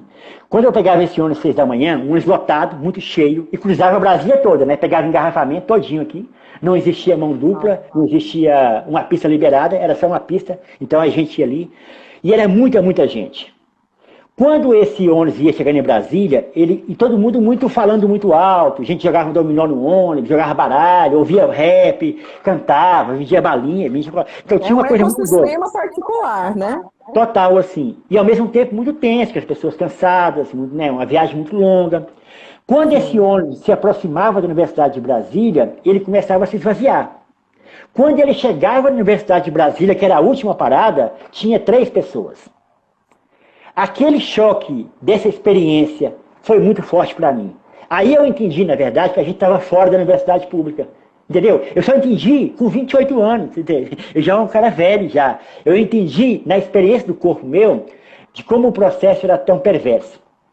Essa experiência de todo dia pegar Ceilândia, Brasília, que foi o entendimento, que me deu uma clareza desse processo histórico e material do que é a cidade de Ceilândia, do que é as periferias brasileiras. É a partir daí que eu começo a entender o que eu quero de cinema. Então, entender o lugar que a gente ocupa, entender o tempo da fala. Essa coisa que a gente está falando, o diálogo, né? Como é que é o diálogo? Como é que é o diálogo? O diálogo é relativo com a classe social. O diálogo é uma coisa de classe, né? A forma que eu converso não eu falo muito rápido, falo atravessado, falo cortando as palavras. Essa é a forma que eu falo. Eu lembro quando eu fui para a universidade. É o rapper intuitivo da Ceilândia. Quando eu fui para a universidade, eu fiquei muito mais de 1 ano e meio para tentar me expressar. Eu não conseguia me expressar. Porque eu não conseguia achar o tempo sonoro da parada. Eu não conseguia achar o ritmo que as pessoas falavam. A entonação da voz. Para mim era como se tivesse Marte, assim, ver aquelas pessoas falando. O tempo era muito lento, para mim era muito lento, me dava muito sono, eu não conseguia... Quando eu parava para falar num tempo muito lento, eu perdia o meu raciocínio, porque eu só consigo raciocinar se eu falar muito rápido, se eu falar muito lento, eu começo a reparar as coisas. Então, a adaptação do corpo com a própria universidade é, vamos dizer assim, uma mudança de classe. uma ascensão de classe, vamos dizer assim, né? Quando você está para a universidade, você está convivendo com outra classe social. Estou falando de uma universidade de 2005. Hoje mudou muito. A questão das cotas mudou radicalmente a cara da universidade, eu acho. Sim, Né? que bom. Mas eu quero dizer duas coisas. A experiência de poder entrar na universidade pública e gratuita mudou a minha vida. Eu acho a coisa mais importante que existe para qualquer pessoa né, de periferia ou de classes mais baixas é essa possibilidade real de você frequentar, de ter acesso ao ensino público e gratuito. Então, a Universidade de Brasília mudou a minha vida nesse sentido, assim. Mesmo, né, no outro tempo, assim. Como está aqui cotas, né? As cotas mudaram a cara desse país. A cota é a grande questão desse país, assim, né? Então, o que eu queria dizer, assim, só para tentar finalizar essa coisa da universidade, quando você falou da distância. Essa distância temporal é uma relação a ideia mesmo, quase que física quântica, né? A ideia desse espaço-tempo, essa dilatação do espaço e desse tempo, muda completamente a perspectiva de som que a gente tem. Aí eu fico pensando quem faz cinema, ou quem está pensando em cinema assim, como é que você vai lidar com o cinema se você, mesmo sendo quem está no som, captação de som direto, vamos dizer assim, né? Para mim tudo é uma coisa só, que é uma pessoa só. Eu chamo de direção de som. Quem faz a direção de som, como é que você vai entender a direção de som de certos filmes se você também não faz quase que uma experiência etnográfica? O técnico de som também, ou o diretor de som, ou aquela pessoa responsável pelo som, ele tem que ter esse espírito da etnografia sonora. É fundamental ele sacar essa etnografia sonora. Porque senão ele nunca vai entender o tempo dos filmes assim. Estou falando muito, pode me cortar. Não, imagina, vamos lá. Muito interessante isso, né? Esse lá e cá, esse trajeto, né? Ele diz muito sobre a separação, né, dos corpos, as distâncias e a segregação implicada nessas distâncias. E falando um pouco mais sobre isso, é muito interessante como o som acaba sendo uma arma nos seus filmes, né? Porque o som acaba chegando, como projeção que ele acaba chegando muito mais longe do que esses corpos, que são impedidos de chegar, ou que são segregados, ou que não são autorizados, né? Então eu queria que você falasse um pouquinho mais nessa perspectiva política. Bom, a gente nunca deixou de falar de política nessa live, né? Falar um pouco mais sobre isso, o som como resistência, que é algo tão forte nos seus filmes, né? E aí, nisso, se você quiser falar também sobre essa relação de aprendizado com a sua equipe de som ao longo do tempo, né? Você falou aí que você teve vários professores, o Chico, o Guilherme, Camila, né? Como é que vocês acharam esse lugar em comum para conversar? Que você pudesse entendê-los, que eles pudessem te entender? A coisa do som, assim, eu acho que quando você fala de resistência do som é muito foda mesmo, assim.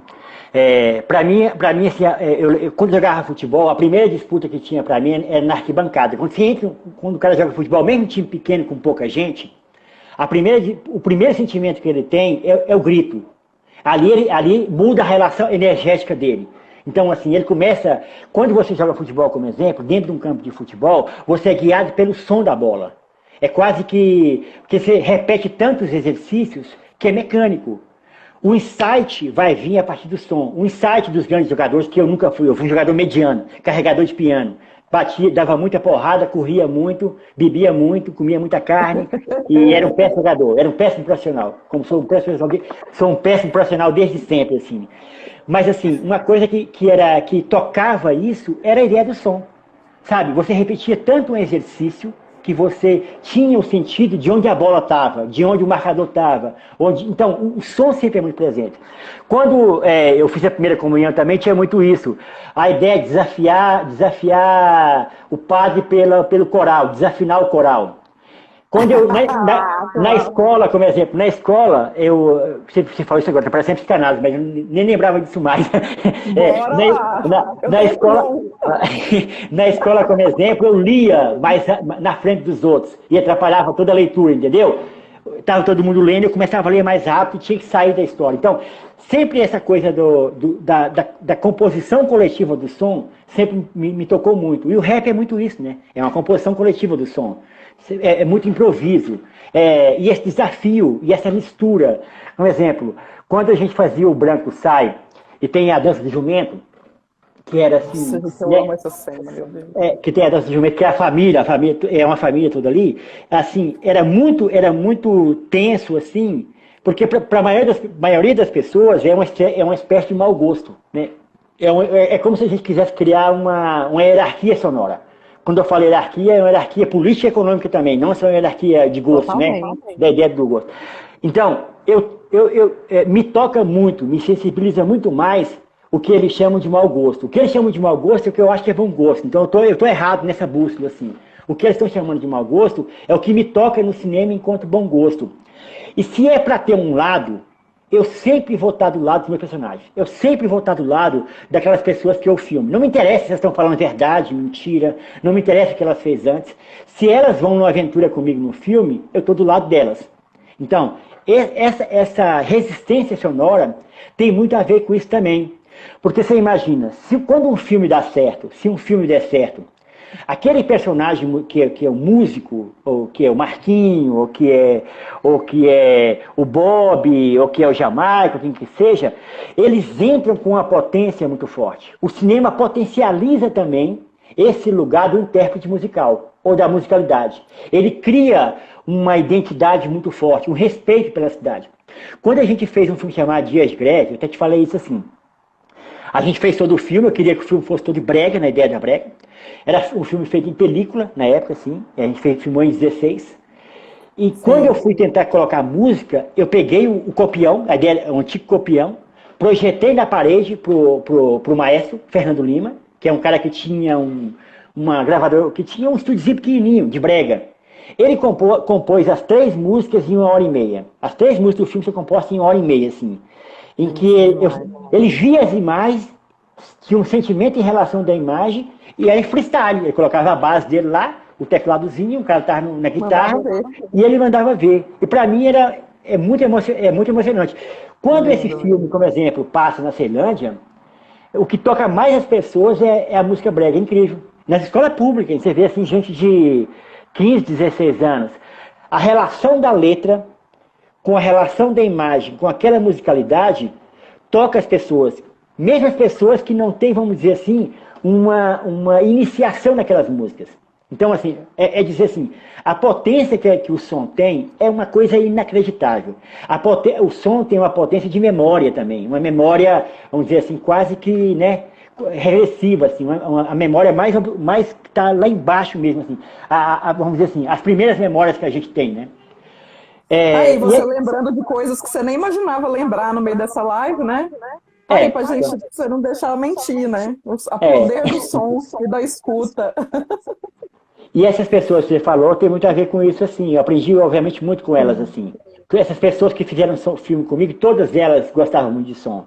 Por exemplo, a Camila, o Chico, o Guilherme, a própria Joana Pimenta, que é diretora, que é fotógrafa, ela tem uma relação muito forte com o som, então ela provoca muito esse lugar do som.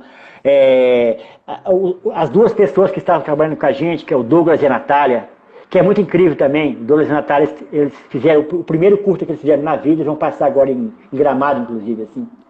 Eles começaram com a gente ali, começaram com a gente no sentido mesmo de começar. Entraram, faz qualquer coisa, dirige o carro, carrega as coisas, de repente eles estavam fazendo som direto e estavam fazendo assistente de câmera. De repente é mal de falar, né? 2 anos de processo, né?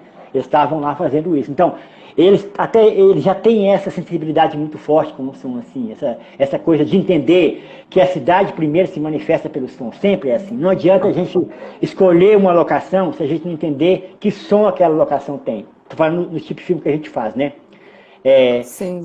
Então acho que é isso, assim, quando você me pergunta sobre essa história de como que essas pessoas influenciaram, é isso. De novo, já falei do Guilherme, de como que o Guilherme foi importante, assim, de como que as conversas que eu tive com o Guilherme na feira de Ceilândia, a gente conversava muito na feira, a gente ia almoçar sempre na feira, assim, no intervalo. Adoro. Aquele sarapatelzinho, leve.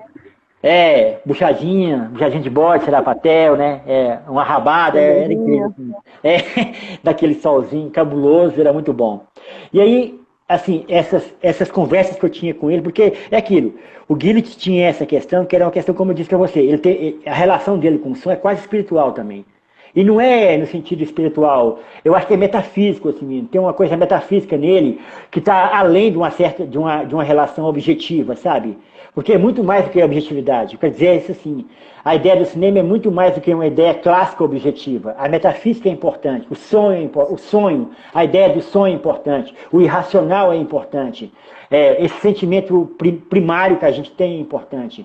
Então, quando essas conversas que eu tinha com o Guilherme, também, ou conversa que eu tinha com a Joana, conversa que eu tinha com a Camila, ou com o Chico, eles provocavam a próxima imagem, entendeu? Eles provocavam a próxima cena. Eu quero dizer isso assim, que tudo isso é uma construção coletiva na essência. Se não fosse uma construção coletiva, não existiria esse lugar. Maravilhoso. Inclusive, falando de coletividade, fala um pouquinho da Seicine, como é que ela está hoje, como que ela foi construída, né? Um pouquinho da história da Seicine. Pronto. A Seicine começou com a ideia musical. A Seicine é assim. A Seicine começou comigo, com o DJ Jamaica, com o Marquinho e com o Breitner, na verdade, que era um Breitner Tavares, que hoje é o professor de Sociologia da Universidade de Brasília, também aqui da Ceilândia e tal, é um cara que tem muita sensibilidade, enfim, é um grande amigo e um grande acadêmico, um grande intelectual. A gente se reuniu um dia, eu fiz um clipe pro Jamaica, foi isso, um clipe pro Rei, que eu acho que é o clipe, não tem nada a ver com clipe, eu não sei fazer clipe, nunca soube fazer, mas na época a gente propôs um clipe que era igual o filme que a gente faz, que era com o Rei do Cirurgia Moral, que eu sou fã do Rei do Cirurgia Moral. E aí a gente foi fazendo esse clipe como faz documentário, porque a gente não tinha essa coisa de fazer isso, fazer aquilo e tal. Então era basicamente eu fazendo a câmera e o Jamaica construindo a coisa sonora, né? Porque o Jamaica era produtor musical do Rei. E a gente montou juntos, a montagem do clipe é minha e do Jamaica. E então a Seicine começa a surgir com a primeira ideia de como que a gente assinaria aquele clipe. Vamos assinar esse clipe como? Aí a gente começou a pensar na ideia do coletivo. Então a Seicine seria uma espécie de um coletivo em Ceilândia, que foi construído numa ideia extremamente utópica, assim, era muito bonita assim no começo que a gente fazia assim, que era a ideia que a gente pensava assim, não, o cinema pode ser uma apropriação, usar quase um termo marxista, né? Uma apropriação material, a possibilidade de mudar a materialidade, de mudar a nossa realidade material, vamos dizer assim. Então, aquela pessoa que é um marceneiro ou que é um serralheiro, ele podia construir para a gente uma grua. Olha que eu nunca usei grua no meu filme, nem grua, nem carrinho, mas enfim, aquele cara podia fazer um carrinho. Aquele cara lá que mexe com a equipe de baile, podia ser o cara que podia fazer o som direto. A gente tinha essa ideia de juntar, os caras do rap podia, a galera do rap podia agregar na dramaturgia, nos roteiros e na musicalidade. Então a gente tinha uma utopia que essa essência seria um coletivo de Ceilândia que discutiria cinema e que construiria esses materiais, construiria a materialidade dos filmes. Desde equipamento, a nossa viagem aqui, a gente faria microfones, a gente faria tudo que a gente pensasse assim. Então a Seicine surge com esse grupo numa época muito diferente, estamos falando de 2004, uma época em que o cinema era muito mais segregado, vamos dizer assim, não existia o cinema do centro e eventualmente existiam pessoas que faziam cinema em periferia, vamos dizer assim, fora do centro. O cinema era de fato um lugar de classe, vamos dizer assim, classe social. Hoje eu acho que mudou muito assim. Mudou bastante mesmo, assim, é outra realidade do cinema, é outro mundo hoje. Mas naquele momento era assim, então a gente se juntava e ficava todos os sábados conversando horas. A gente começava uma reunião 1h da tarde, terminava 10 da noite, ia beber, ia para as festas e ficava até de manhã na feira tomando caldo e falando de cinema. De um cinema que a gente nem sabia o que era esse cinema que a gente estava falando. Era como descobrir alguma coisa, sabe? Era como descobrir como é que faz É como descobrir o fogo, essa história. É a mesma coisa descobrir o fogo. A gente queria chegar num lugar que a gente achava que era possível e a gente fez essa imersão. Era uma história muito coletiva, de discutir literatura, discutir cinema, música, festas, amizades, brigas, política. Tudo estava no caldo ali. Então a Seicine surge nesse caldo todo. É maravilhoso esse caldo. Inclusive, deu vontade de ir na feira nesse domingo. Que droga, isolamento social, mas Logo vou aí visitar você. Faço questão absoluta de tomar uma Por cerveja com favor, você na feira, hein? por Guardei o seu favor, contato para isso. E por eu queria favor. dizer, gente, que a gente está finalizando, infelizmente, essa live incrível. E eu queria que você se despedisse. Quer falar alguma coisa a mais? Olha, se tu pedir pra eu falar, eu falo 1 hora. Eu vou falar não, porque eu sou conversador demais. Se tu pedir... melhor, a minha despedida é meia hora, então é melhor eu falar não, assim, sabe? Não, é isso, assim, só agradecer demais a você, assim, agradecer pela generosidade de ter revisto os filmes, de ter proposto um diálogo em relação a esses filmes. Para mim é muito honroso, assim, poder conversar contigo, assim, pela tua generosidade, pela tua paciência, por... Eu acho que Vou qualquer pessoa chorar, menino. qualquer pessoa que se debruce sobre os filmes da gente e que tenha o mínimo interesse assim, é muito honroso e muito gratificante. O que a gente faz filme é para isso mesmo, para encontrar uma pessoa algum dia, sabe? Não é para essa ideia de que vai virar o grande popstar, ou que vai ser cinemão, ou que vai ser stream, né? Ou que vai ser Netflix, não é porra nenhuma disso. A gente, quando um filme da gente encontra uma pessoa, é a coisa mais linda do mundo, assim. A gente se sente realizado, assim, sabe? Então, eu quero te agradecer muito por ter também a generosidade, você, o Paulo, por esse convite, e de ter essa generosidade também de colocar os filmes na roda e de pensar um pouco sobre eles. Muito obrigado, assim. Adirley, os seus filmes não só encontram a gente, como transformam a gente. E eu Obrigado. acho que esse cinema, ele está sendo necessário no Brasil. Não é o cinema da Ceilândia, é o cinema brasileiro. Ele precisa de mais Adirleys por aí, sabe? Nas feiras da vida, fazendo cinema coletivamente, porque assim a gente consegue mudar alguma coisa. Então, vida longa ao cinema da Ceilândia, vida longa a Ceicine. E muito obrigada mesmo, foi incrível. Estou super emocionada aqui. ABC, obrigadíssima por esse convite lindo. Estou aqui sempre às ordens em Goiás. Viva o Centro-Oeste, né, Dirley? É nóis. Viva Goiás, é nós fora do eixo. Um beijo e continue acompanhando aí as lives da ABC, tá bom, pessoal? Boa noite para vocês. Super obrigada pela companhia. Boa noite, gente. Obrigado, viu?